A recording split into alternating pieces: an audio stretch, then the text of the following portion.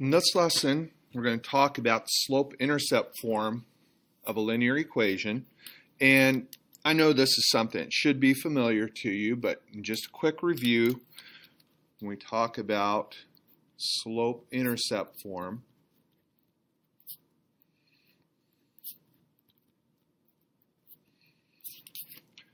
we're going from this starting point. Now, when we talk about the slope, remember we also mean that as a rate of change.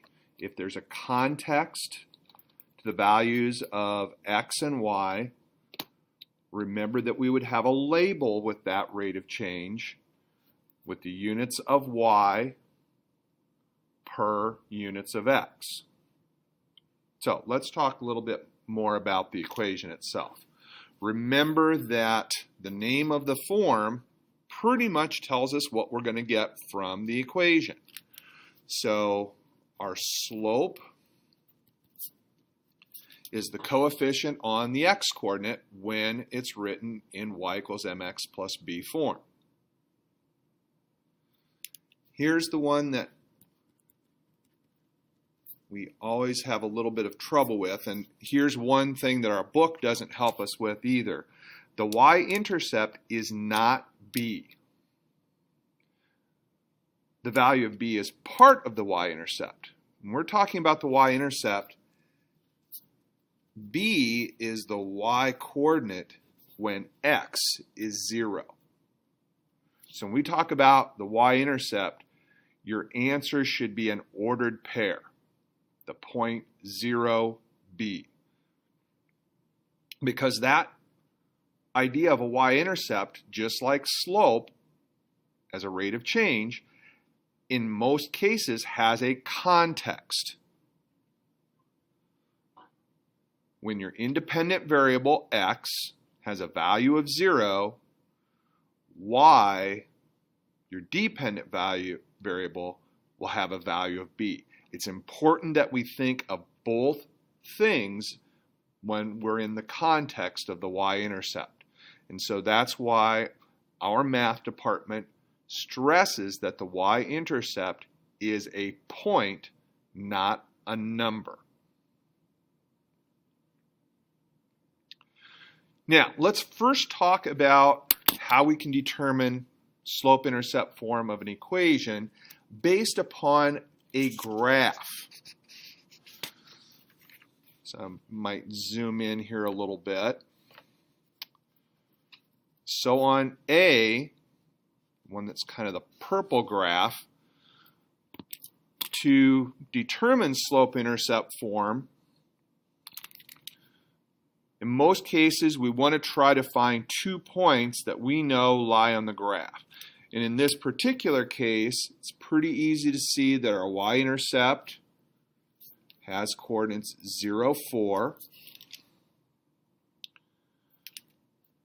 Notice we also have this point on the x-axis, which doesn't have to be our second point, but our x-intercept is the point 3, 0.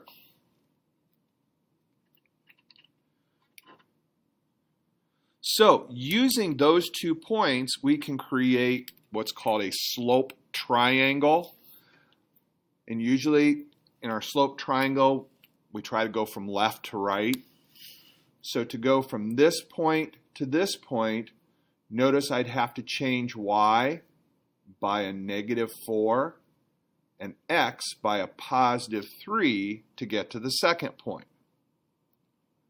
So for A, we know that our value of m is going to be -4/3.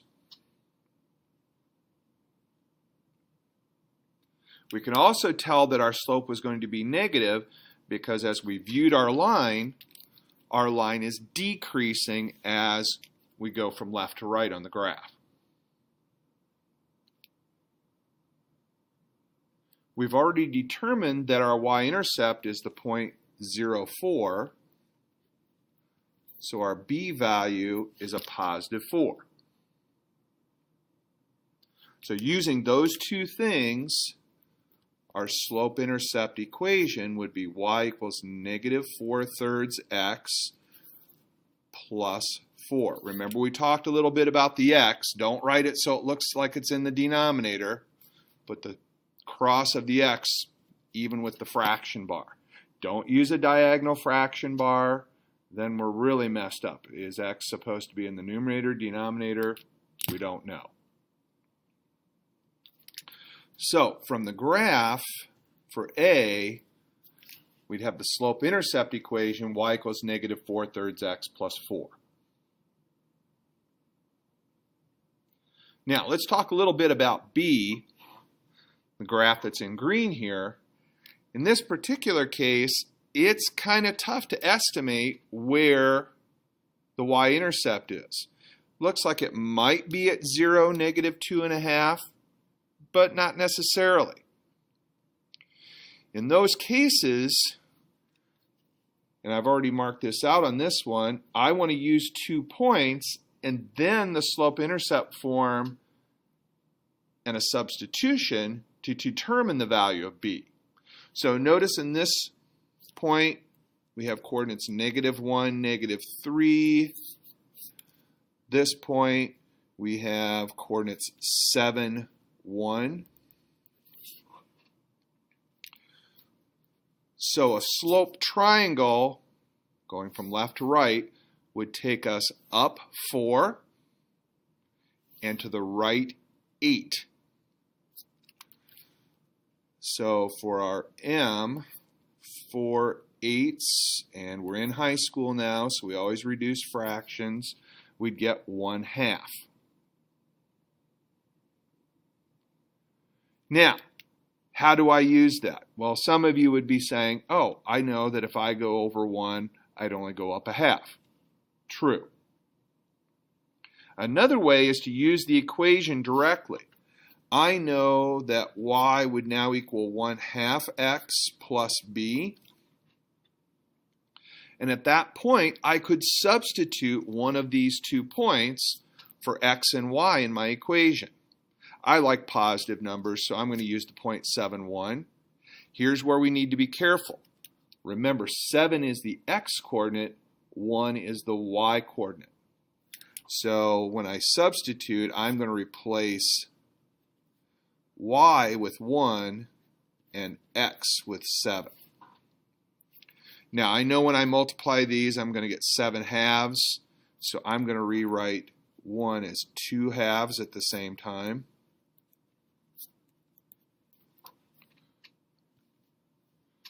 So now when we subtract 7/2 from each side, use the symmetric property of equality to write the variable first. B equals negative 5/2.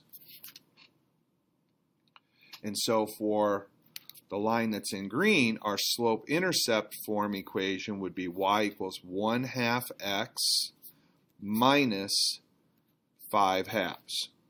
Notice, if b is negative, we don't write plus a negative, we simplify. We just write that as subtraction.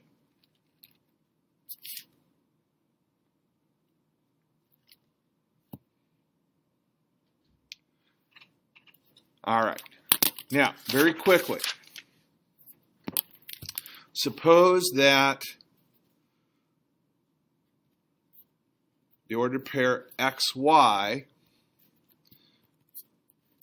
represents time in seconds and y distance in meters.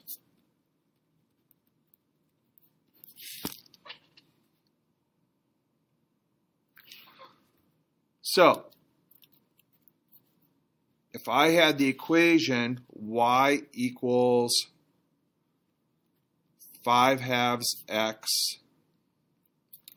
let's just say y equals 5/2 x. What's the interpretation of the slope and y-intercept of that equation? Well, our slope would say that for every 2 seconds, a distance of 5 meters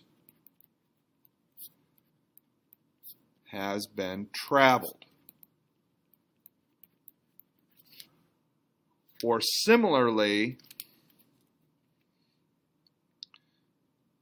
a distance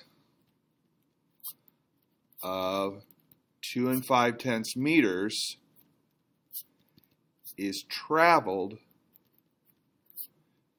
each second.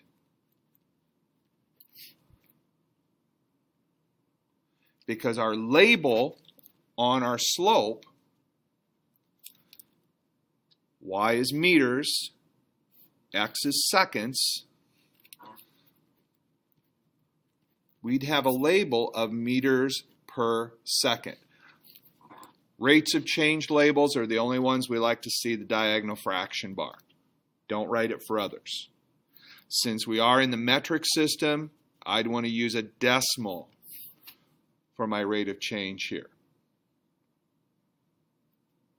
So notice my rate of change, I'm not just saying my rate of change is 2.5. There's a context, there's a label.